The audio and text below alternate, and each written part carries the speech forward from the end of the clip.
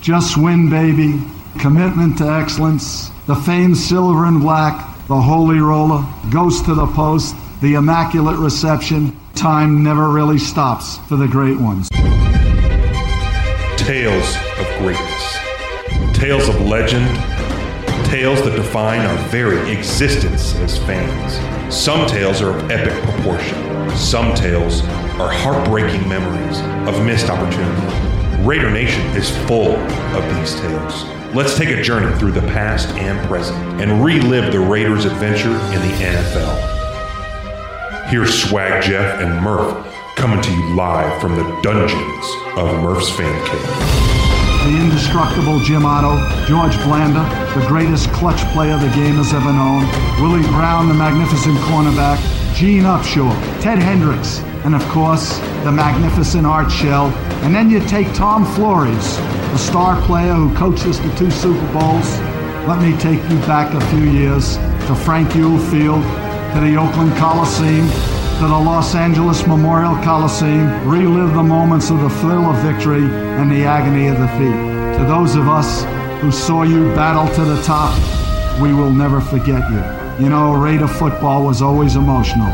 We loved to take those memorable trips throughout the league, and we were hated, we were feared, but we were respected. These are our moments. These are our stories. These are Tales from the Nation.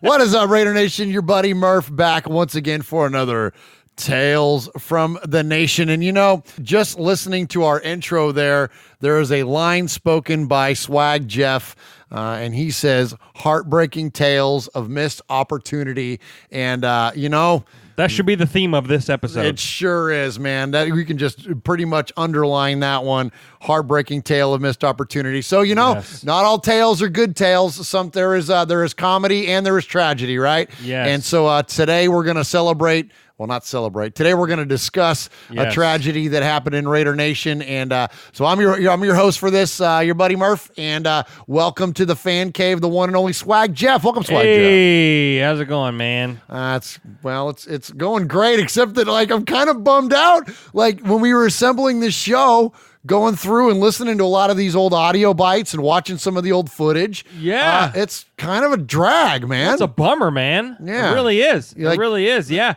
Yeah, I mean, you know, last episode of Tales from the Nation, we talked about a real fun thing with the Heidi game, and Yes. you know how we overcame a deficit, and you know, I don't know if it was with the help of a young an orphan child from the Alps or whatever, but we got to win. You know, we got a big gotta win, and yeah. and it was one of the coolest and weirdest and greatest moments in Raider history. And today we've got a little black cloud over this tale. Yeah, and there's no silver lining to that black No. cloud. This one does not end well. No. This one, I could sum it up in one soundbite, Jeff. It would be this. You're exactly right. We can even boo it. We can even boo it. I've still got the soundboard. We can boo this thing. can boo yeah, this yeah. thing. Yeah, it's bad. It was a dark day in Raider history, but it was significant nonetheless. And here on Yes. Tales from the Nation, that is what we're all about. We're all about celebrating the significance of moments, the tales of the nation. And, you know, they're not always going to be good. And, No. you know, I think the thing that was so tough about this one, of course, if you haven't noticed yet or if you haven't figured it out, we're talking about Derek Carr breaking his leg on Yes. Christmas Eve of 2016. 2016. So the thing that was so tough about this is that, you know, we hadn't been good with any regularity In a while. since John Gruden the first time. And really, when you look at the history of the team, we win the Super Bowl on January 22nd of 1984. Right. Have some glimmers, Bo Jackson, Art Shell, the LA Raiders, right? There are some good moments. Yep. Unfortunately, Bo gets hurt, which I'm sure we'll cover at some Yep. point. Bo gets hurt. Raiders take an absolute beating by the Bills at one point in the playoffs. So there are moments of improvement, but for the most part, the team is not good except for the Gruden years. Right. Then Gruden leaves and we get whipped by the team that he takes, which we will also talk about in another episode. Absolutely. So my point is this, is that from 1983 to 2016, there are very few and far between moments of greatness, moments there's of glory. flashes in the pan that are really good, fun times. But for the most part, it's kind of sucks. Yeah. And at moments we're the laughing stock of the league. Yeah. So for the Raiders to not only return to relevance and excellence and prominence, to then have it all robbed on one play. Yes. By a game that's already in hand. Yep. An MVP caliber, MVP candidate quarterback. Yes.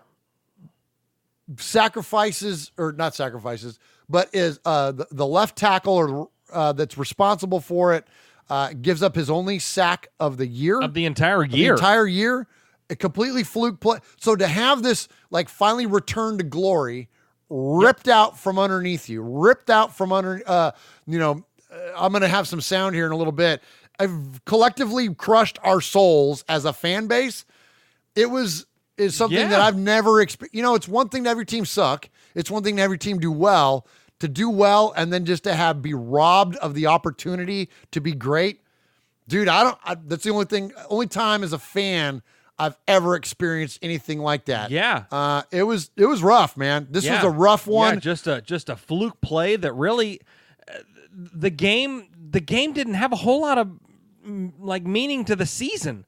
They had clinched a playoff spot, and we were going for the division, but the play happened in the fourth quarter. The game was well in hand, like you said, and then this happens. So anyway, Raider Nation, so let us know. We want your feedback. I want to hear your stories about it. Yes. We want to hear you on social media. So Swag Jeff is our social media director for Murph's Fan Cave and Raider Fan Radio. Hit us up. Send us a message. Call us, 909-345-3346.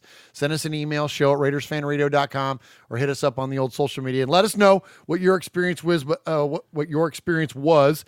But yeah, that was a tough one. So let's hear it. Let's revisit it. Let's kind of set the stage. So the Raiders are playing the Indianapolis Colts. Yep. We're at home. We're in Oakland. As you mentioned, Jeff, the game was well in hand. And oddly enough, Derek Carr just happened to have been mic'd up for this game. He really was. Yeah. So let's hear it. Let's hear the play. This is Derek Carr, and you'll hear him drop back, and then unfortunately the sack. Blue Whitey, what's up?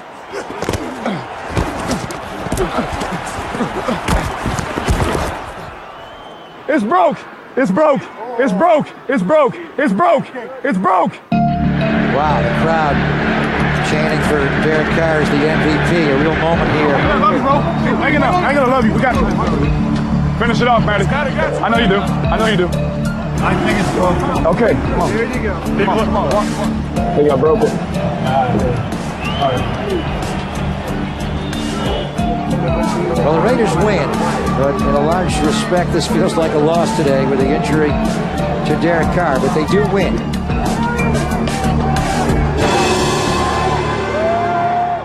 Yeah, so they win the game 33-25. But not much of a consolation prize. No, not at all. No, you'd rather take an L and keep your MVP. Yeah. So like we said, 11:02 in the fourth, 2nd and 18. We're closing the game out, man. What was the score? 33-14 or something like that at the time? Yeah. So it was 33-14. He gets injured. Matt McGloin comes in. They score no more points. The Red Rocket. Yeah, Ugh. man. Yeah. And the Colts score 11 points to make the game look closer than what it was. And it was all, it was for nothing.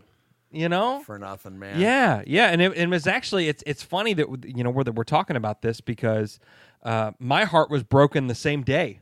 But if you guys have been paying attention to the show and Raiders Fan Radio, I have not been a lifelong Raider fan. A majority of my life has been I was a Tennessee Titans fan, and the same day in the early game, Marcus Mariota broke the same bone that Derek Carr broke. It was in a similar play, he got sacked, and the Titans were fighting for a playoff spot, which they ended up losing the game and not getting a playoff spot. But a very similar play, and I felt the same heartbreak, even though I wasn't with Raider Nation. I wasn't with Raider Nation at the time, but my heart broke just the same. So it was just what a coincidence, man, that it was the same injury, same position, same everything. So this was Christmas Eve, right? So I'm at service. We're at church, me and the family, and we come out of service. And of course, and I'm DVRing the Raider game, right? Sure. And so we come home, and I'm a freak when it comes to avoiding spoilers. Like if there's a game on and I know that we're going to be out, I record it and I don't look at my phone. I'm with you, man. Okay, so I got the game recorded. I'm getting ready to watch it. I get home and I plug my phone in, and you plug your phone in and it lights up, right? Yeah. So there's the notifications, like the preview panel, and all I see is on the preview a text that says, "Sorry about your QB." And I'm like, and I had known about the Mariota injury because I'd left the house. Right. Like I watched the early games, right? And so I knew about the injury, and I thought, well, that's someone that's thinking I'm a Titans fan or something. That's someone that thinking that like, they don't realize that, I live in Middle Tennessee, but I'm a Raider fan, right? Right. So I'm just thinking that something, because it was a buddy of mine that I knew from a few years back. Anyways, whatever. So I'm thinking, so no big deal. Yeah. Well, then I watch the game. And then it gets to that point, and Donald Penn gives up the sack, which, Donald Penn hadn't given up a sack, as we mentioned, all year long. Was an unbelievable lineman all year long. Yes. And it's like, oh my God. The coincidence of, as you mentioned, is absolutely insane. Yeah. But to have I can't describe it. Like it literally, look, it's all in perspective, and look, we're sports fans, and so we get it that that's not the most important thing in life. There are absolutely, your family and your faith, and there are a lot of other things more important than football. But in terms of a fan, like it couldn't have gotten any worse in the moment. It's the ultimate heartbreak. Yeah, it's the ultimate. When you got a team that it was doing. Because the Raiders were 12-3. That was killer. Unbelievable. I don't know the last time they had a season that good. Gruden years. Yeah, the Gruden years. The 11-5 years. That was it. So what? That was 13 years ago. And so it's funny is that you knew it as much as we wanted to have faith and we wanted to have positivity around our Matt McGloin, and after McGloin got hurt, Connor Cook, and as much as we wanted to have you knew in that moment it was over. And even on the broadcast, so Nance and Sims are calling the game, and even then you hear Nance say it. He says it without saying it. Nance is the pro of the pro of the pros. Yes. Even he pretty much says, well, the Raiders are done. This is how it sounded. All right, this is hard to believe. The entire AFC playoff picture just took a strange turn here as the Raiders back his help to the sideline. Carr with an apparent lower leg injury on his right side. Well, watch his right foot get stuck in the ground, twists. Oh, that foot is planted and gets twisted around. Jim Nance saying the entirety of the playoff picture has changed is his way of saying, oh, the Raiders are screwed. Oh, yeah. You know what I mean? It's the same thing. Yeah, absolutely. Because, you look, so the 2016 stats for Derek Carr right before the injury, or including the game that it happened. Okay. 3,937 yards passing, 28 touchdowns, 6 interceptions, with still a game and a quarter left in the season. Oh my gosh. He was well over 400 yards or 4,000 yards for the season had this not happened. That has MVP written all over it. Oh, yeah. And a deep playoff run written all over it. Yeah, and going to play. So the next game is against the Broncos. Of course, the Broncos absolutely just eat Matt McGloin up. Oh, my gosh. And so, but Carr, as you mentioned, so we at least have a good, I'm not going to say we were going to win that game. We had a really good chance to win that football game. Because this is, you know what I mean? This is the Trevor Siemian freaking led Broncos, right? Right, yeah. I think they finished that year like 9-7. Or something like that. Just a about 500 team, and So we got a good chance to win there, right? So Carr's over 4,000 yards. He's probably over 30 touchdowns. He's, maybe 6 or 7 interceptions. Like, Sure. He's got, like you said, he's got MVP written all over him. And Absolutely. so we just all knew collectively that was going to be it, that it was ball game. It was over. Yeah. And so, we had the faith, but he didn't stand much of a chance, especially then going on after that playing the Texans. The Texans was a very winnable game. There's some members of Raider Nation are like, that was the year we were going to win it all.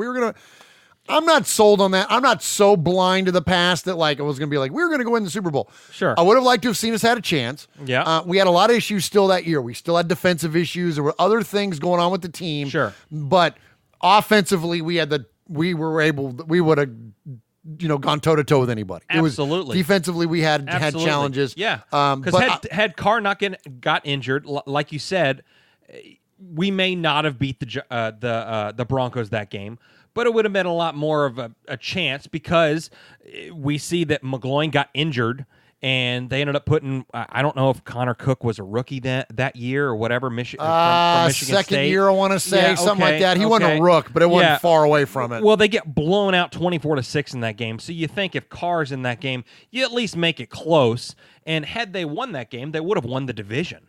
Yeah, that's the thing right there. Because Kansas City won it on like a tiebreak or something. Yeah, right? yeah. So, so you think, heck, they might have had a first-round bye. Oh, my God. Something like that. But, and to kind of piggyback on what you said earlier, to see a team go through that and to be a fan and to see that heartbreak is just, it's devastating. But if you watch a game and you see your team fall apart, that's one thing, but to see it happen in one moment, to see on a 2nd and 18 play, just such an innocent play, to see your entire season just fall apart in a second, as opposed to, watching an entire game and be like, man, they just didn't have it today. The Raiders looked good in that game. They were killing it. We're killing it all year long, and this is like, and everybody's Derek Carr's leg makes everybody forget about his pinky. Derek Carr blew up his pinky on a snap from Rodney Hudson, dislocated it like it was broken. It was all jacked up, and he came back from that just to get his freaking leg broken. Yeah, like exactly. Terrible. All right, so we mentioned that Penn, Donald Penn. Left tackle at the time was that was the only sack he'd given up all year long. And Penn, we've given him a hard time over the years for holdouts and whatnot, but he was playing well. Yes. At the time. Well, and you could hear the remorse. I don't hate on Penn for this moment. Look, you're going to give up a sack. It's okay. Yeah. It just happened to have been the fluke thing that broke Carr's leg. But you can just hear it. Listen to him here. You can just hear it in his voice. I've been blocking great all year, man. I slip on one play all year. I'm just trying not to. I'm mad at myself. I'll be good tomorrow, but I'm just mad at myself because I wish there's something else I could do, man. I ain't never got a quarterback hurt in my whole career. And it's just, I'm just upset right now, so I don't know. What did you tell him as he was carted off? I said, what did he tell me? He told me he's going to be good. He said, go out here and win this game. He said, I got y'all back. He said, I love y'all. That's how we are. We're a family, He told me. I ain't get a chance to say something. He was talking to me before I got over there, So. How much does this impact and change what this team's able to do going forward? It doesn't. Nothing. I'm not going to sit here and let you guys build a story on this. Do it. It is a story, but we're going to try to just next man up. Matt's been great for us every time. Since I've been here, anytime Matt came in, he's done great. All right, I'm going to stop him there. He kind of goes on a little bit about, and I don't begrudge him. You're supposed to. Next man up. He's, we got faith in Matt McGloin. Yep. We're going to be fine. It's a team sport. Yep. But we all knew. Yeah. We all knew in that moment. Yeah. This was over. You feel for Donald Penn. Absolutely. You feel for him that, Absolutely. It's like, sheesh, man. But we're talking about the heartbreak of Derek Carr, breaking his leg, but you heard Penn talk. Look at the leader that Carr was. He was just like, hey man, it's okay. It's okay. Go and win this game. Bring it home. Next man up. That's. I love how he says, he was talking to me before I was even talking to him. Yeah, he didn't have to come up and say, hey, man, I'm sorry. He was like, hey, man, it's all good. He's getting carted off the field. His season is over. He knows it because as soon as the sack happened, he said, it's broke. He knew. In a second, he knew my season's over. Yeah. But don't let it be over for all of us. No, you know what I mean. But no, because he said right there, and I think it resonates all the way from the owners to the GMs to the coaches to the players to the Raider Nation. We're a family, man. Yeah. I mean, you're not gonna begrudge a guy for doing his job and making a mistake and allowing a sack. Mistake. Yeah, a mistake all year long. Yeah, I mean, but we're all a family, man. So he was like, he was lifting up his brother. Yeah. Yeah. That's a good point. Good point, Jeff. All right, so man, let's tell you, this is rough. All right. We should have picked another topic. I know, right? The hell are we thinking? I man? know, right? I wasn't even a Raider fan at the time, and I'm getting tears in my eyes. Oh my God, this is a stupid idea. All right, so let's listen to our sad sack ass coach talk about his quarterback going down. Obviously, you go by next man up. Is it any different when it is the quarterback in terms of how you're preparing guys and the mood of guys when you use the quarterback, or is it just the next man up? Next man up. Got a lot to say. Just in line with that, I just wondered if driving home Saturday night, there was a little remorse that, things were going so well, or because you've been in the game so long, you've learned to sort of ignore all that.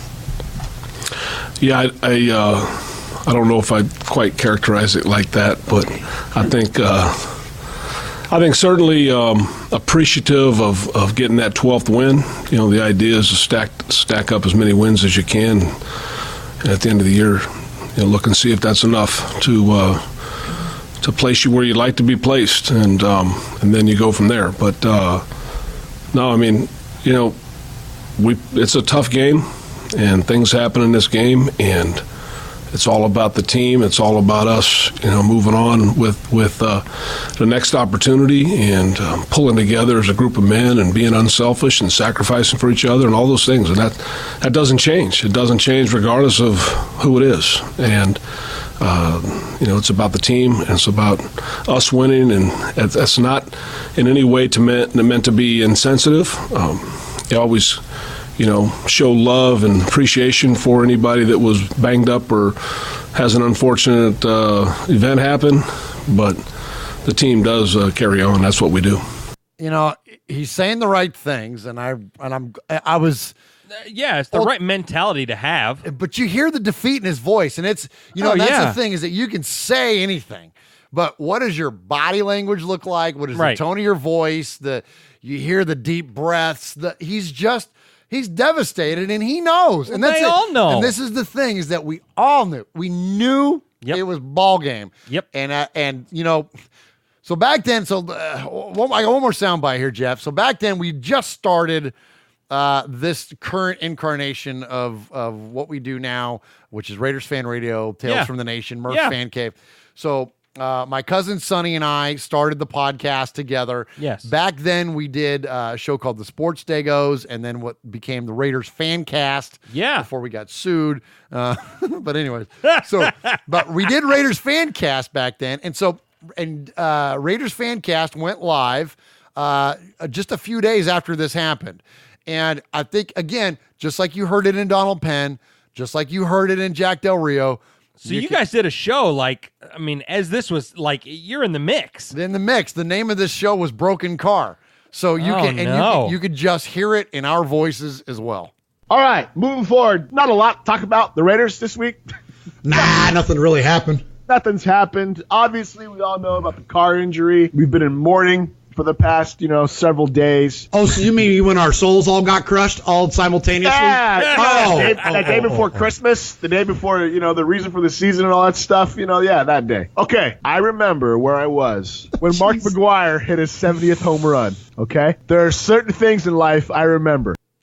All right, so you can Sonny, my co-host at the time, is drawing a parallel to seeing Mark McGwire hit a 70th home run, right?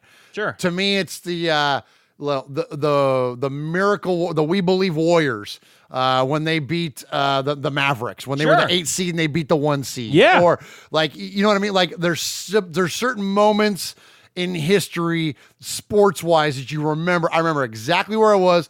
I remember when, on the negative side, I remember when Kirk Gibson hit the home run off of Dennis Eckersley in the 88 World Series. Like, I remember these moments. Was Sonny drawing a parallel? He knew in that moment.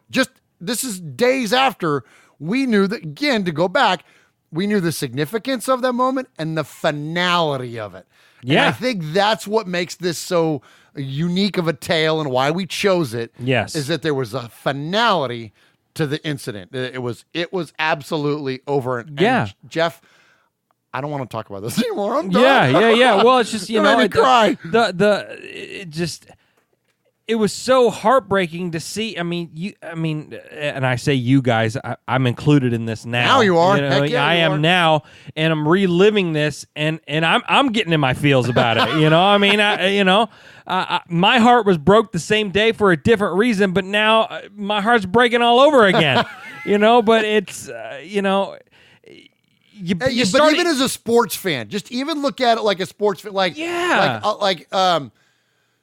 this is a Raider show. I'm not going to go on and on about another team's quarterback, but like when Aaron Rodgers had his collarbone broken by the Minnesota Vikings, just a few years ago, they were on a roll. The Packers were on a tear. It was like nobody's beating the Packers right now, right? Or going to have a super hard time doing it. And then Anthony Barr breaks Aaron Rodgers' collarbone, and you're like, oh, well, that's it. Their season's over. Yeah. Who's the backup? Hunley? Or whatever it is.